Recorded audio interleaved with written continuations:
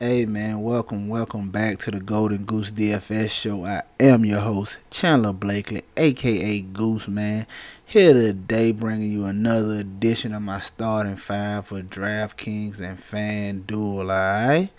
Man, last night the Looney injury hurt, man. He was looking like he was on his pace for about 25, maybe more fantasy points. That injury killed us, man. But we was able to break even. No, I might have lost about $5, so we will definitely take it, man. Anything that's not a loss is a win in fantasy, all right? But man, we got a nice 10 game of the day. Let's jump right into it, man, because we got a lot of moving parts on here, a lot of injury news already. Injury news we're gonna be waiting on. So just starting out, man, we know Towns is still out. Andre Drummond is questionable. That's going to be big. If he is out, I'm probably going to go right back to Jared Allen. I have no problem going to him in this matchup. Devin Booker is questionable, but he played last time out. He should be playing again today. Oh, just a quick tidbit for you all for the injury designations for the NBA guys. If you don't know, because I didn't know when I first started out, but if a guy is probable, he's 75% likely to play. If he's questionable, it's a true 50-50. He may play, he may not. And then if he's doubtful, it's 25% or less. He's probably not going to play. So just a quick little tip on those injury designations if you didn't know. All right. But back to it. Like I said, Devin Booker is questionable, but he played last time out. Should be back in line. The early big news is Shea Gilgeous-Alexander is out. That's going to open up a lot of Thunder value you probably can take advantage of, or I know the public is going to be trying to take advantage of. There's a few spots over there in that game we like. What else? John Wall is out. That could bring Eric Gordon back into play for another value play at the guard spot there. Hero questionable, Daniel Russell questionable. Both probably should play. They played the last time out. Nancy's still out, so we got that. DeAndre Hunter still out. Smart still out. The big news: Rozier's questionable. If he's out again, people probably go back to that LaMelo Ball play. Even though he burnt him last time, he hurt me a little bit. I didn't have a lot of them though, but that's definitely going to be in play. So just keep an eye out on for that major news. Oh, another one. PJ Washington seems to be out, so that could give us some value in there. The forward spots down there in Charlotte, so it's interesting to see. Just keep your eye on the starting lineups. And my bad. I told you a lot, man. I forgot LaMarcus Aldridge is out. And Steven Adams is questionable, man. So LaMarcus Aldridge out is going to open up some value in that front court for the Spurs. Could be some Jakob Poeltl, Trey Lyles, maybe Eubanks. Who knows? It's Popovich. You never know how he's going to go. So definitely look for that starting lineup. That is a great matchup for the Spurs against a, lackluster Minnesota team in an up-paced matchup. So definitely keep an eye on that news. But, all right. Let's get right into the starting five, man. See what I got cooking for y'all today, all right? Coming in at my point guard, man. We're going to take advantage of some of that value down now in OKC. And we're going to go with the boy, Theo Maledon. I hope I'm saying that right. My apologies if he hears this video for the mispronunciation. But Theo Maledon at the point guard, man. No SGA. He should see a bump in usage, a bump in shot attempts, assist attempts, all that, man. These are the type of guys you want to look for when stars is out, because he was a pretty solid play with SGA playing. He was giving us solid returns on his price tag and having solid usage, putting up good numbers. Now you get the starter team out, so that should trickle down first to him, and then guys like Horford, the main guys who was playing well with SGA. The bulk of the usage is going to trickle down to them first and then everybody else. So I like Maledon in this spot right here against the Rockets, all right? Coming in as shooting guard. John Wall being out, man, I'm going Victor Oladipo, man. I love Oladipo, man. It's just see an increased usage rate as well as for him and all the Houston Rockets starters, man. But I like Oladipo running the point, man. Definitely expecting a big return in this matchup here against OKC. More ball handling duties equals more assist opportunities. And you already know he rebounds well and plays defense, so that's steals and blocks added in with what should be an increased assist rate. I like Oladipo in this spot against OKC, all right? Small forward, man. We're going to go back to the well to my boy, Jaylen Brown, man. He just had an okay performance last night. He didn't do anything to take us to the top of the leaderboard, but he didn't kill us either.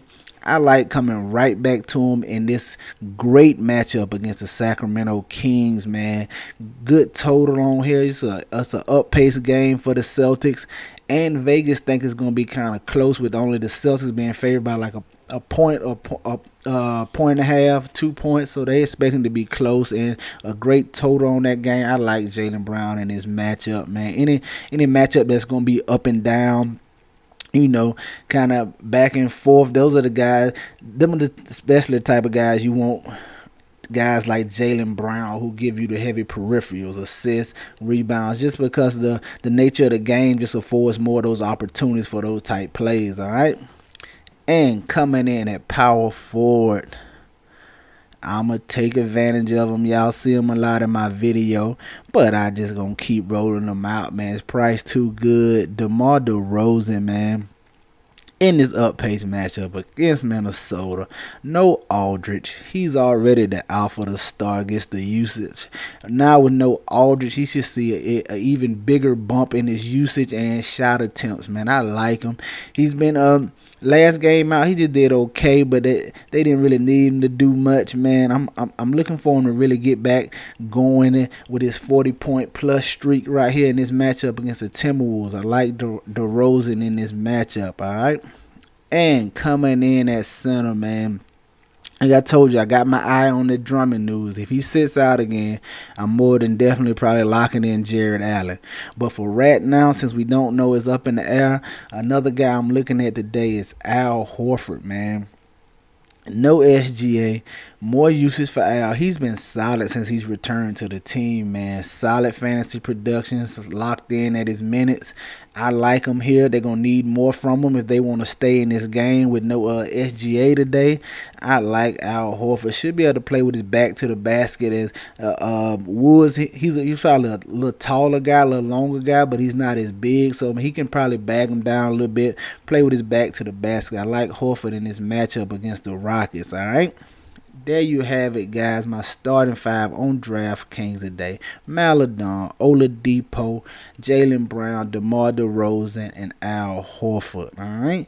Now let's go take a look at what we got brewing on FanDuel. But while we doing that, y'all hit the subscribe button, hit the like button for your boy, turn your notification bells on, man. I'm here every slate for you guys, man. All right. Next up, man, FanDuel. See it at the top, man. I'm staying with Theo Maladon. Everything holds true that I just said on DraftKings, man. I like the spot, like the place. You'll see an uptick in usage and production, all right?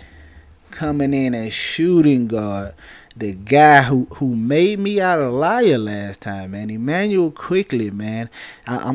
He's starting to win me over, man. I said last slate I chose Halliburton over him because Halliburton gave you more peripherals and to go along with his scoring, but Quickly last game out, he had a season high, career high, whatever you want to call it, in rebounds, and he brought like 7 assists with him. So he was showing me he could do it all. And I was like, okay. And he's slowly starting to win this starting spot for the Knicks at the point guard. He's seeing the bulk of the minutes. It shouldn't be long before he just moves right into the starting lineup, man. It's headed that direction. The kid, he's aggressive. Like I said, he looks to score. I like that. And if he's going to keep adding the peripherals in there, at this price right here, 5,800 in a great matchup against the Bulls, I'm gonna check the young man out and see what he gonna bring to the table tonight. But I like Emmanuel Quickly here at the shooting guard spot. All right. Coming in at the small forward, man, Chris Middleton.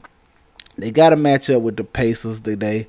And whenever the Pacers have a strong inside presence, man, whenever the Bucks plays a team like that who can clog the paint for Giannis and protect at the rim, I like to look at his supporting cast. So with Sabonis and Turner being a presence inside in the paint and a shot protector at the rim, that should lead to more production for Chris Middleton, Drew Holiday, Brook Lopez, things of that nature, because they're going to force Giannis to pass more, as he won't be able to get to the basket as easily, and when he does, it's going to be contested. So he's probably should look to kick out more to his shooter. So I'm expecting a bigger game from Chris Middleton here today against these Pacers. All right.